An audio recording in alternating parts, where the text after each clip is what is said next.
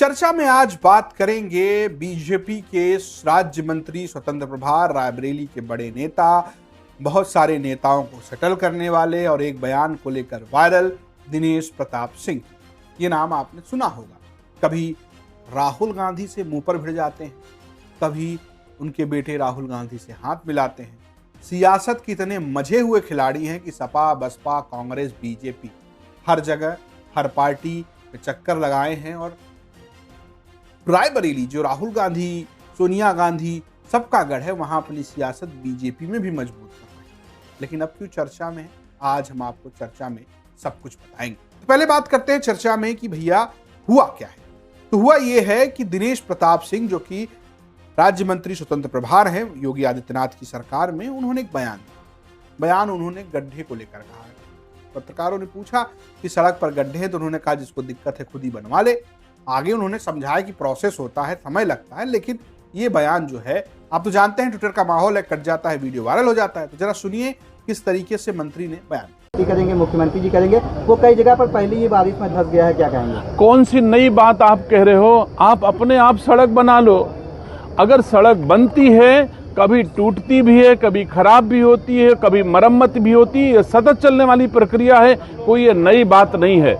ऐसा कोई कहीं जगह नहीं है कि भ्रष्टाचार हुआ है। और सड़क अगर बारिश में कितनी भी अच्छी सड़क बने, थोड़ा बहुत बारिश के समय हानि होती है और बारिश के बाद हम लोग उसकी मरम्मत कराते हैं। जहां कहीं भी टूटी सड़क होगी उसे ठीक करा लिया जाएगा। तो इस बयान से मंत्री जी को जज मत कीजिए। मंत्री जी बड़े राजनीति के मजे हुए खिलाड़ी। अब आप ऐसे ही समझिए कि सपा, बसपा, कांग्रेस और बीजेपी हर जगह अपनी उपस्थिति दर्ज करा। सियासत की शुरुआत दिनेश प्रताप सिंह की समाजवादी पार्टी से होती है। 1996 में समाजवादी पार्टी से अपनी राजनीतिक शुरुआत करते हैं और 2004 में पहली बार एमएलसी का चुनाव लड़ते हैं, लेकिन बीजेपी के राकेश प्रताप सिंह इनको चुनाव हरा देते। तो दिनेश प्रताप सिंह को समझ में आता है कि रायबरेली में सपा से मामला बने तो नई पार्टी की तलाश है। ये कौन सी पार्टी मिलती है?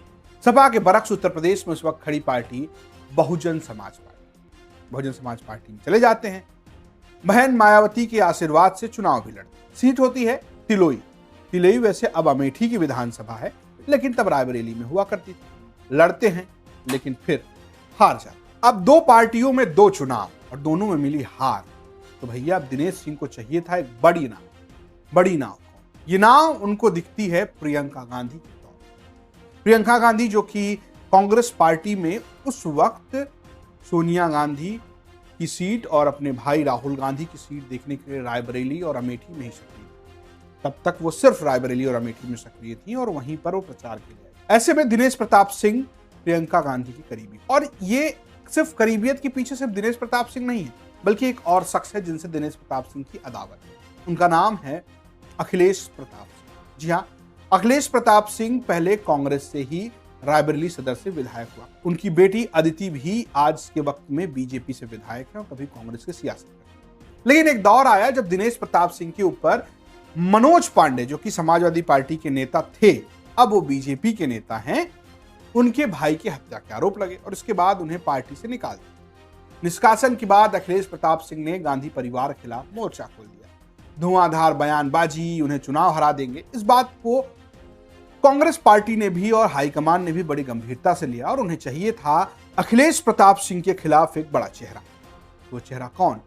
दिनेश प्रताप सिंह। और ऐसे दिनेश प्रताप सिंह कांग्रेस के एक बड़े मजबूत नेता बने। कहा जाता है कि पूर्व जिला पंचायत अध्यक्ष आरपी सिंह ने ही दिनेश प्रताप सिंह की मुलाकात गांधी परिवार से कराई थी। प्रियंका गांधी ने दिनेश प्रताप को आगे करते हुए न सिर्फ एक तरीके से राजनीतिक मदद की, काफी मदद की अखिलेश प्रताप सिंह की। और 2010 आते आते दिनेश प्रताप सिंह जो 2004 में समाजवादी पार्टी से एमएलसी बनना चाह रहे थे, वो 2010 में कांग्रेस से एमएलसी बन गए और विधान परिषद पहुंच गए। इतना ही नहीं, अपने छोटे भाई की पत्नी को जिला पंचायत अध्यक्ष भी बनवा लिया। कुल मिलाकर उस वक्त 10-8 विधायक जो कांग्रेस के थे, उनकी मदद से ये सब कुछ उन्होंने कर लिया और सुलभ था उनके लिए कर पाना। लेकिन आरी आती है 2012 की। 2012 में अखिलेश प्रताप सिंह फिर से रायबरेली सदर में उतरते हैं। इस बार दिनेश प्रताप सिंह जो है अपने भाई अवधेश सिंह को इस सीट से उतारते हैं। अखिलेश प्रताप सिंह के पास होता है सिंबल पीस पार्टी का, आप उसे निर्दलीय भी समझ लीजिए, जिस स्थिति में अखिलेश वहां से लड़ते हैं। और कांग्रेस से दिनेश प्रताप सिंह के भाई लेकिन खेल ऐसा होता है कि अखिलेश प्रताप सिंह जीत जाते हैं और दिनेश प्रताप सिंह का माहौल टाइट हो जाता है। फिर बारी आती है 2017 के चुनाव की और सदर सीट पर अखिलेश प्रताप सिंह अपने पुराने रिश्तों का हवाला देते हुए अपनी बेटी को लॉन्च करते हैं और कांग्रेस पार्टी से टिकट ले आते हैं। दिनेश प्रताप सिंह के लिए अब नए रास्ते तलाशने की जरूरत है और वो रास्ता खुलता है भारतीय जनता पार्टी में। जी हाँ, 2019 के चुनाव से आने से पहले ये दोनों ध्रुव विरोधी यानी अदिति सिंह और दिनेश सिंह यानी अखिलेश प्रताप सिंह की बेटी, दोनों लोगों को प्रधानमंत्री नरेंद्र मोदी की कार्यशैली, बीजेपी सरकार की कार्यशैली खूब भाने लगती है और दोनों धीरे से बीजेपी में लेते हैं और फिर दिनेश प्रताप सिंह एमएलसी तो बने रहते हैं और उन्हें मिल जाता है मंत्रालय। लेकिन ये तो हो गया किस्सा। इस किस्से के बाद भी समझिए कि क्यों राजनीति के बड़े माहिर खिलाड़ी राहुल गांधी जो कि अभी रायबरेली से सांसद हैं, वो दिशा की मीटिंग करते हैं। इस मीटिंग में दिनेश प्रताप सिंह उनसे मुंह पर भिड़ जाते हैं।